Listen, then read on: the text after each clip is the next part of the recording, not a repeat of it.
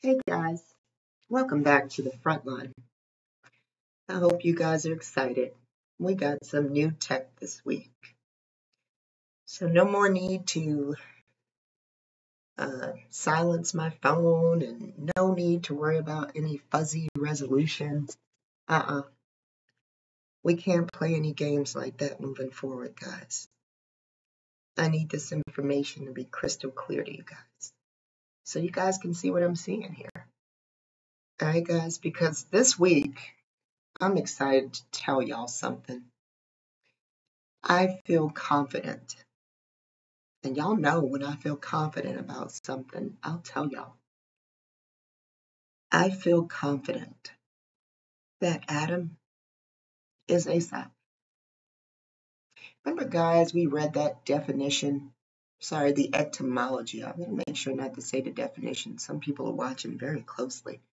And etymology is really the root word, guys, but you'll get the definition along with it.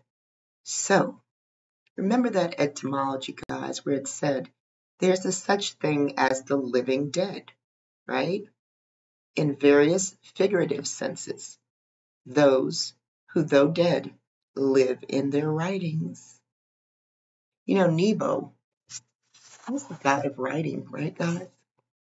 Nebuchadnezzar. Listen, guys, these people thought that if they wrote, they lived on in their writings, and do they not? Of course they do. There are many Google searches that'll tell you that these writings of Aesop go back as far as our Torah does. Look, you know that reference to the sour grapes, guys, is in our Torah. Check this out.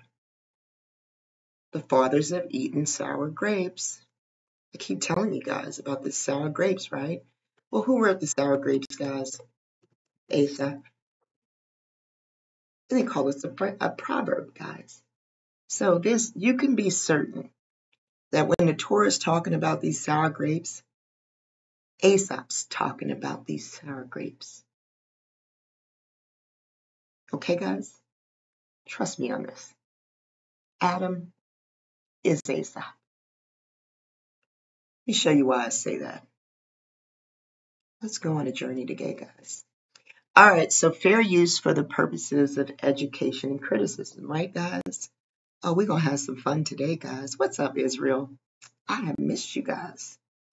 All right, this article, guys, is going to spare me from having to go back and forth into the Torah. It's not that I have a problem doing that, but I like the added information and the opinion that this article shares because I agree with a lot of it. So let's go. It says, and we're going to skip this sentence right here because there's no need to. All right, y'all see all of the hijack. I'm not in the mood. Why did Israel want an earthly king when they had God? I like the question that this writer poses, right, guys? Even though, they're promoting some hijack here, it's a really good question, though, right? Why did Israel want a king? Article says here in 1 Samuel 8, 4 through 22, the Israelites declare that they want to have a king because all the surrounding people groups had their own kings. The people of Israel declared to Samuel, "You are old, and your sons do not follow your ways. Now appoint a king to lead us, such as all the other nations have." Come on, Samuel, what's wrong with you? This request deeply troubled and angered and upset Samuel. Out of his troubled heart, Samuel prayed to the Lord. It is without a doubt that Israel's request for a king displeased Samuel. After praying, the Lord tells Samuel, "Listen to all that the people are saying to you. It is not you that they have rejected, but they have rejected me as their king, as they have done from the day I brought them up out of Egypt until this day, forsaking me and serving other gods. So they are doing to you." He also warned Samuel by adding, "Now listen to them. but warn them solemnly and let them know what the king who will reign over them will claim as his rights. From the Lord's response, we can know that by Israel asking for a king meant they were rejecting God as their king.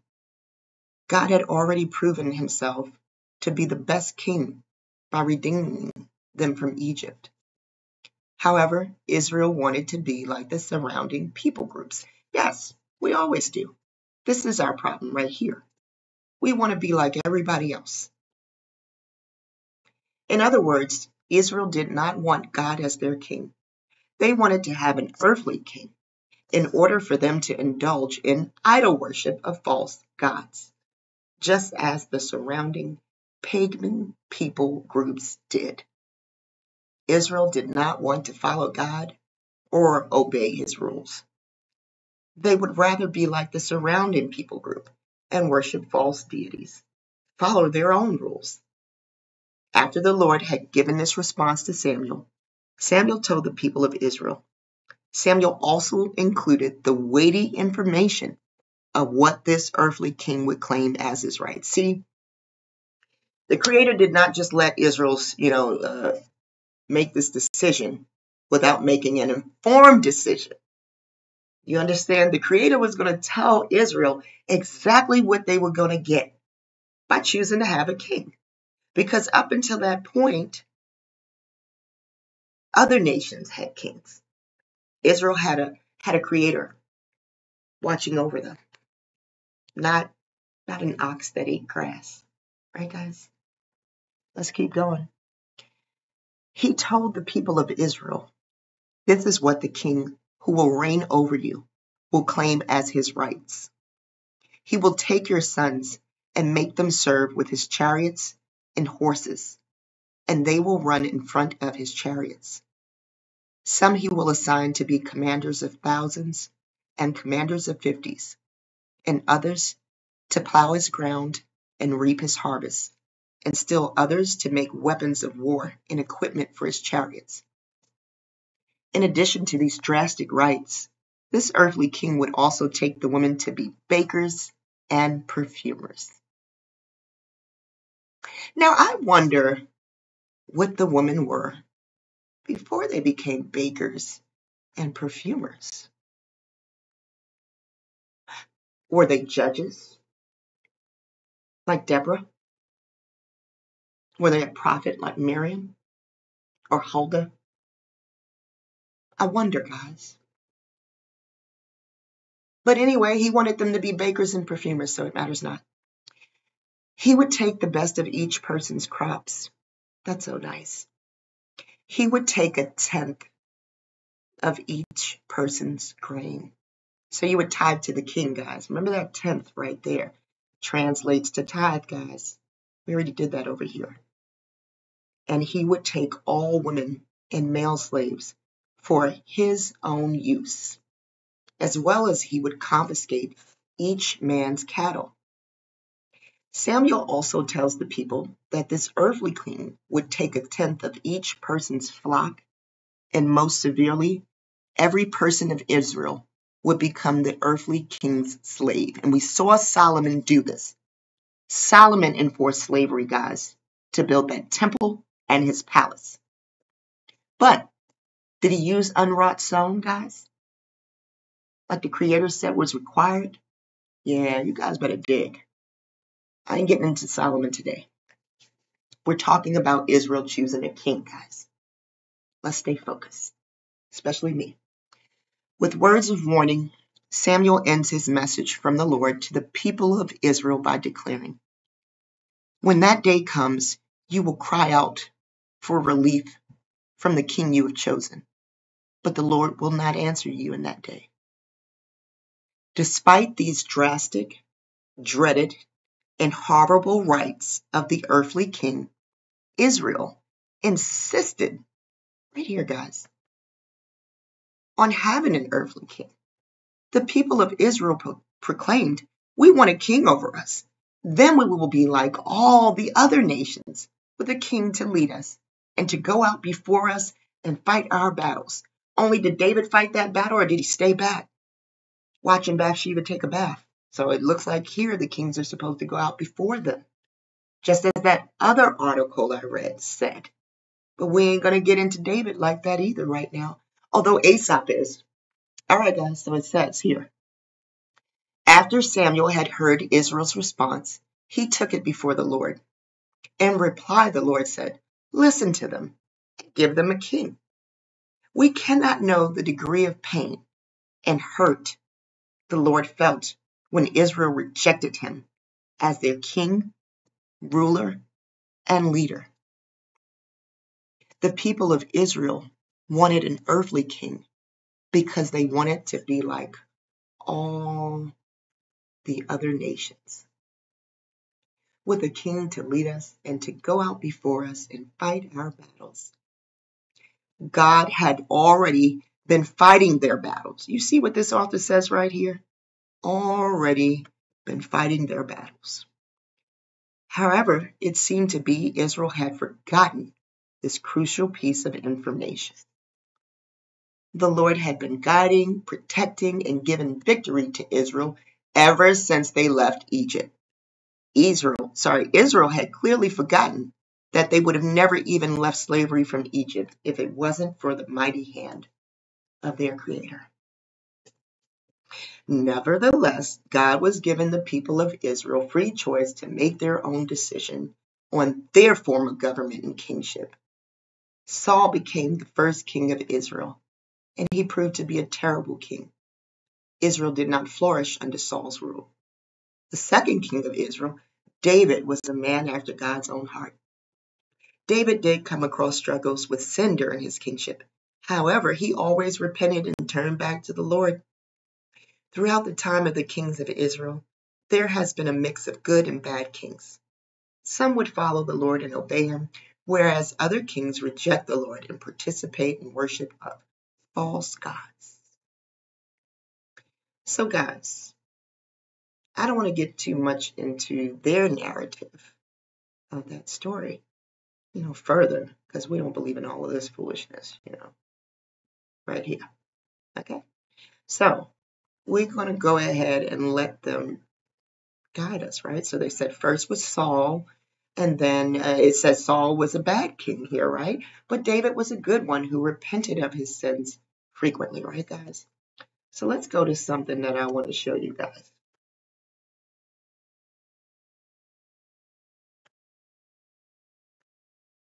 Daggone it.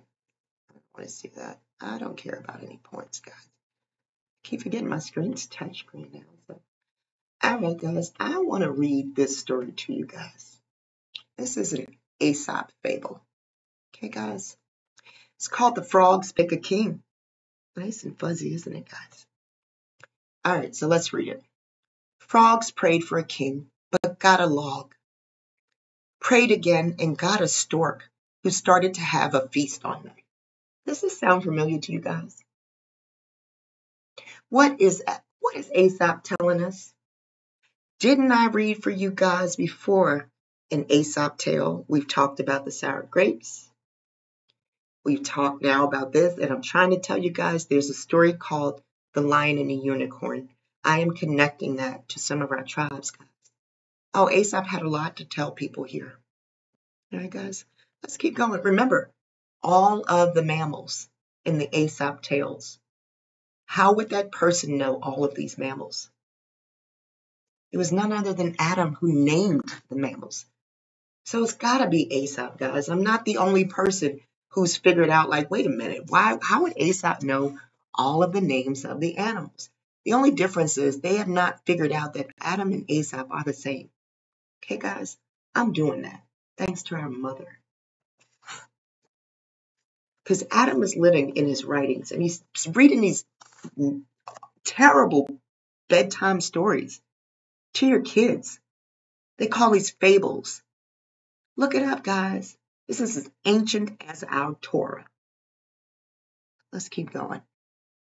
Aesop for children. The frogs were tired of governing themselves. They had so much freedom that it had spoiled them.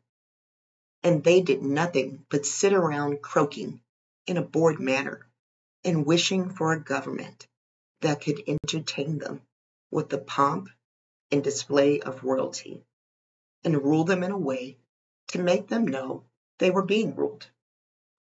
No milk and water government for them, they declared. So they sent a petition to Jupiter asking for a king. So they said, this is what Adam's saying, all right? Jupiter saw what simple and foolish creatures they were, but to keep them quiet and make them think they had a king, he threw down a huge log, which fell into the water with a great splash. The frogs hid themselves among the reeds and the grasses, thinking the new king to be some fearful giant. If you guys remember, Saul was described as being very, very tall. He was also said to be handsome, but he was also very, very tall. And that's why when Samuel goes the second time to choose the second king, he sees some of David's older brothers and presumes that one of them is chosen because of his height. Okay, guys. So this is going along with our Torah story, guys. Let's keep going. But they soon discovered how tame and peaceable King Log was. This is true too. Because the Creator had commanded that Saul wipe out a whole nation. Right, guys? They probably had that worm, guys. What can I say? The Creator commanded that the whole nation be wiped out. And they returned. And Samuel said something really froggy to him, like, what are these bells I'm hearing? Why am I hearing? Because they were commanded not to come back with anything. No spoils of victory, no people alive, none of that. Yet they came back with spoils, people alive. The very king they were supposed to wipe out was alive. Saul did not obey the Creator's commandment. He was too peaceable, they're saying right here, right? Doesn't that sound like Saul? Let's keep going. In a short time, Samuel had to wipe out that king. Samuel played no games with him. He told Saul, your kingship is over with. He wiped out that king in front of everybody. That's the type of energy we should have. We need to match that energy, guys. Whatever the Creator's asking you to do, you better set it off. In a short time, the younger frogs were using him for a diving platform, while the older frogs made him a meeting place where they complained loudly to Jupiter about the government.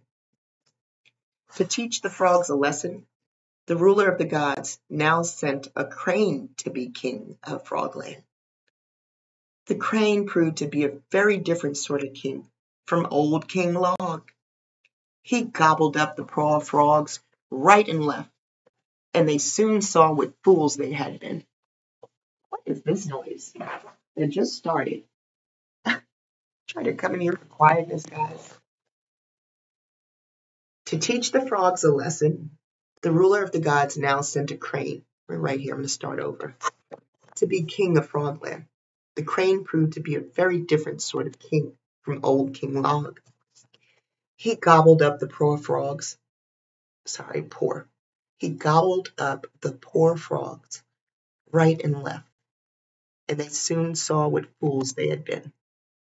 In mournful croaks, they begged Jupiter to take away the cruel tyrant before they should all be destroyed. Didn't the Creator say that they would do that? But the Creator was going to what? Not hear them. Yeah, that's what the Creator said. He's not going to hear them. All right, let's keep on going. How now, cried Jupiter. Are you not yet content? Now, don't get me wrong. Jupiter is not our Creator. This is Adam's writing. So Adam's going to put some stuff in here that does not pertain to us, guys. So I'm not saying our Creator is called Jupiter. Somebody will try to twist my words up, and we're not in the mood for it. So let's make that clear really early. All right. How now, cried Jupiter. Are you not yet content? You have what you asked for, and so you only have yourselves to blame for your misfortunes. Well, how about that, guys? They had several different versions of this. The frogs were living happily in a swamp that just suited them. They went splashing about, caring for nobody, and nobody troubling with them.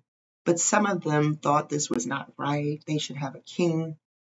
They therefore sent a petition to Jove to give them what they wanted. Mighty Jove, they cried, send us a king that will rule over us and keep us in order. Jove laughed at their croaking and threw down a log. The frogs were frightened by the commotion. After the time, seeing it did not move, one or two of the boldest of them ventured towards the log and even dared to touch it. Doesn't that sound like David touching the hem of Saul's garment? Then all the frogs came and did the same, and for some time the frogs went about their business every day without taking the slightest notice of their new king log. But this did not suit them, so they sent another petition. We want a real king, one that will rule over us. This made Job so angry, so he sent on them a big storm that soon sent to work gobbling all of them up. The frogs repented too late. So guys, you tell me, does this not sound like the Samuel story, guys? Does it not sound like the Samuel story? It does to me. What do I have in Ezekiel 43 and 7? Said to me, son of man, the place of my throne and the place of the soles of my feet, where I dwell in the midst of the children of Israel forever and ever. And the house of Israel should no more profane my holy name. They and their kings, by their fornication, and by the carcasses of their kings, and by the high places.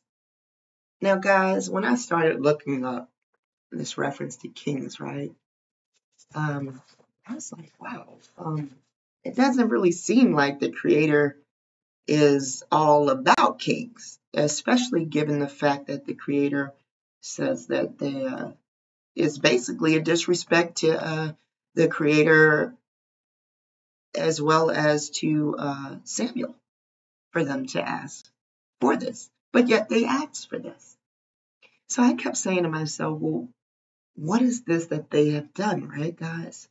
Then I started researching, right? So I see this reference here, carcasses of their kings. And I said to myself, carcass is a very strange word, right? So I wanted to be clear. So y'all know me. When I want to be clear, I'll go to the Strong's Concordance. I'll go to the etymology, right? So I decided to go to the etymology. Carcass. So let's go to it, guys. Carcass. Dead body of an animal. Late 13th century. From Anglo-French, carcois. From or influenced by Old French charcois. Trunk of a body. Chest. Carcass. And Anglo-Latin carcassonium. Dead body. All of unknown origin. Original form uncertain. It may have been assimilated to Latin caro, which is flesh, not used of humans, except contemptuously. Hold on to that, guys. Italian carcassa probably is a French loan word. So, guys, right? I thought it was a strange word to use in reference to the kings, right? And I was like, wow, carcasses of the kings. By their fornication, they will no longer profane my holy name. So what he's saying here is that, the children of Israel have profaned the name.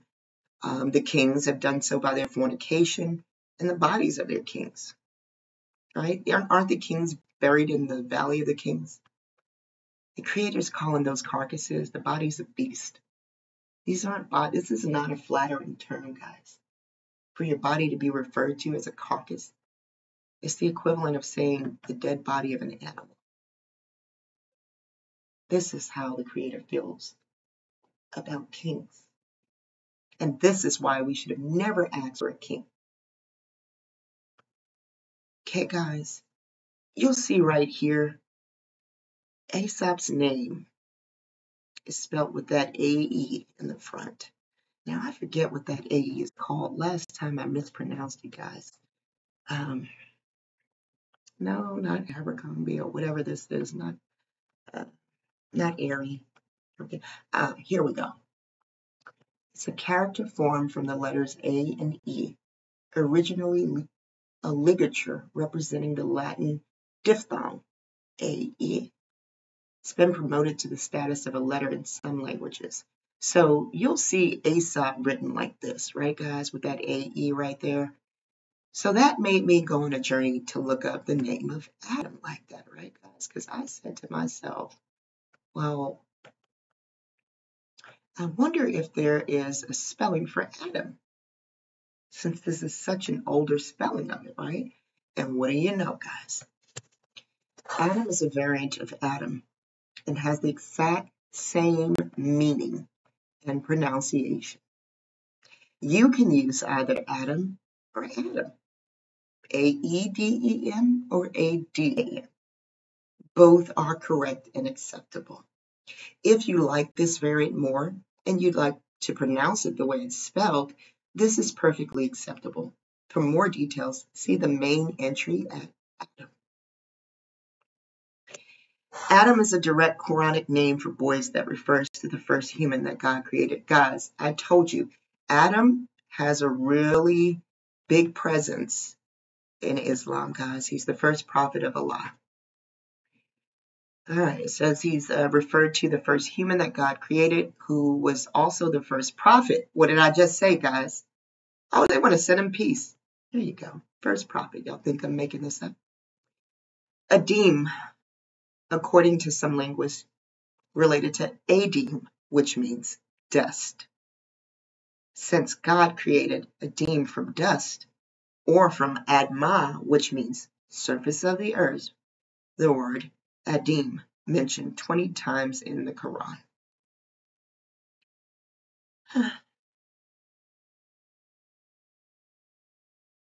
Did God raise Abraham in the house of above all mankind, or was Sarah not raised up? Was she not the chief, which means the supreme? You see what they're doing over here, guys? You see it? All right, guys.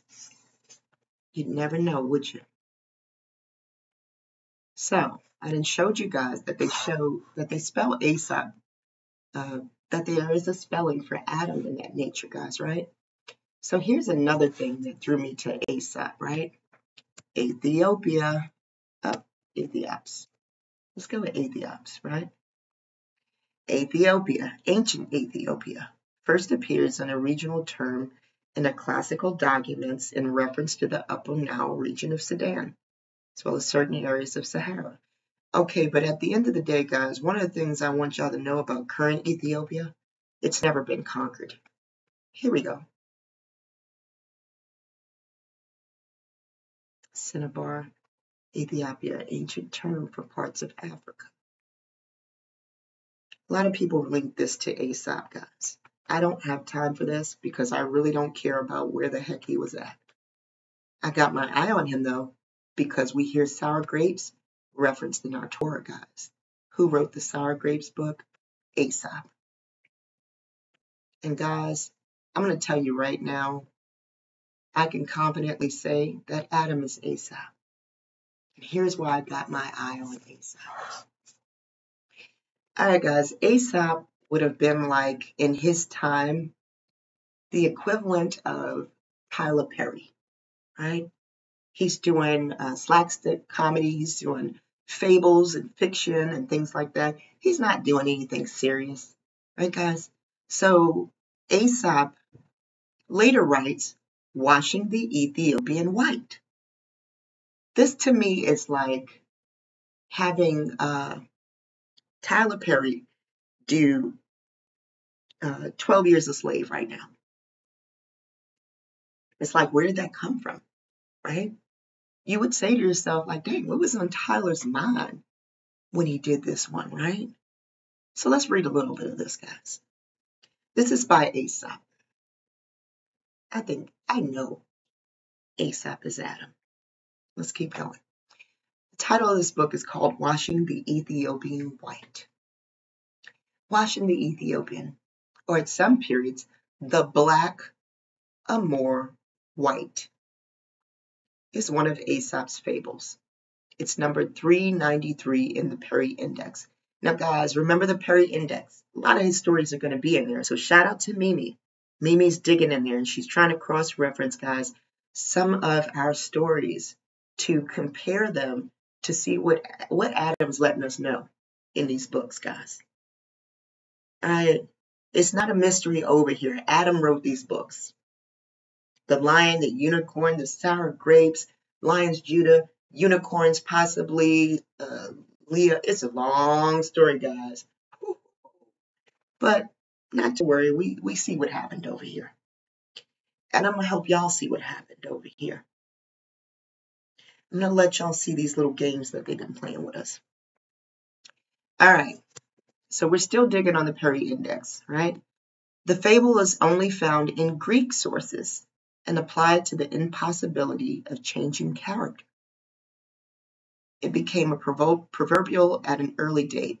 It was given greater currency in Europe during the Renaissance by being included in emblem books and then entered popular culture. There it was often used to reinforce outright racist attitudes. The story concerns the owner of a black slave who imagines that he has been neglected by his former master and tries to wash off the blackness. Some versions mention that this goes on so long that the poor man is made ill or even dies of a cold. In early times, the Greek word Aesop was used for anyone of black color.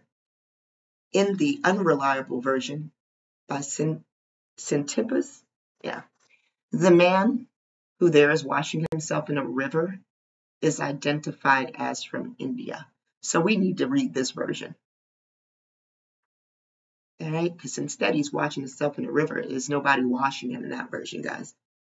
The usual meaning given the fable is that a person's basic nature cannot be changed, or as Thomas Bewick has it in his tale of the Blackamoor, what's bred in the bone will never come out of the flesh. He goes on to comment in his tales that when men aspire to eminence in any of the various arts or science, without being gifted with the innate powers or ability for such attainments, it's only like attempting to wash the blackamoor white. In the 18th and 19th century, the fable was used to underline the perception of the black man's nature, inferiority, both moral and social. So while Bewick's generalizing conclusion seems innocent enough, its uglier subtext becomes apparent when referred back to the allusion to the fable in The Pilgrim's Progress. And we're going to check on that one too. There the traveler comes across the character Fool and Wantwit, washing of an Ethiopian, with intention to make him white.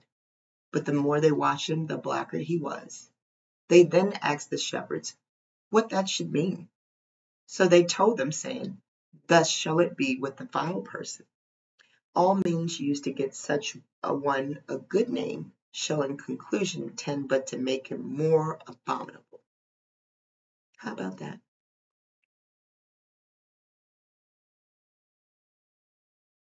Look at these references, guys, here. So, guys, we're going to dig more and more into some of Aesop's tales and figure out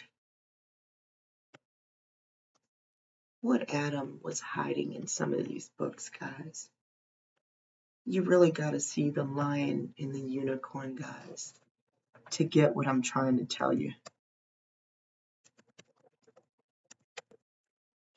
And then you guys are going to see. And these are, guys, here's the thing with these books, guys. The names are going to tie you into coat of arms, guys. You see that? The old lion. The lion and the unicorn. Guys, I question if this was the individual before we got the serpent. I'm digging still, but until I can prove it, guys, I do not bring it to you guys. But reporting from the front line, we can most definitely say that Adam is Aesop. How about that, guys? Oh, look, we're in the front line, probably on here. All right, guys. Much love to you guys, and thanks for tuning in. We're going to dig on this a little more, guys, and see what we come up with. But I feel confident that this story right here is a mockery of Israel, and that we most certainly got what we deserved when we decided to ask for this king. And the fact that the Creator said, no longer will we be heard, says the crane proved to be a very different king. He gobbled up the poor frogs. Look at Adam making fun of us, guys. Much love to you guys from the front line. I hope you guys like our new technology. I'll see you guys next week. Much love to you guys. It's your girl Shamar. Take care, guys.